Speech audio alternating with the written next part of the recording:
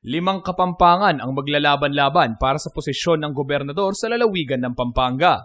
Maliban kina incumbent Governor Lilia Pineda na pambato ng Kambilan Party at dating Governor Eddie Panlilio ng Liberal Party, 3 independent candidates pa ang sasabak sa halalan para sa susunod na taon.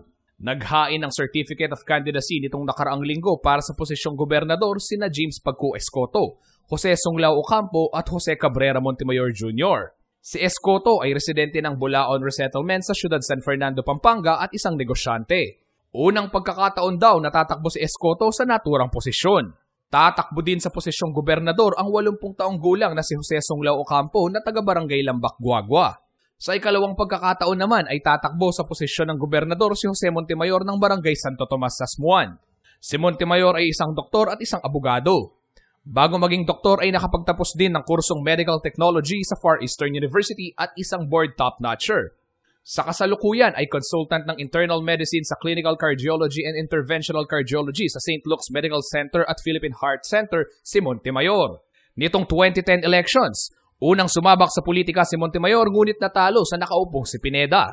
Tumakbo din siya noong 2007 sa posisyon ng kongresista ng 2nd distrito ng Pampanga at nakatapat si Representative Mikey Arroyo. Si Montemayor ang dating district chairman ng Liberal Party. Ayon sa kanyang ama na si Jose Montemayor Sr., kung kwalifikasyon ng pag-uusapan ay kwalipikado ang kanyang anak sa posisyon ng gobernador. He is more than qualified to discharge the duty of a governor. He should concentrate more on his platform of government, what he intends to do for the good of the people of Pampanga, who I understand my son is intending to serve.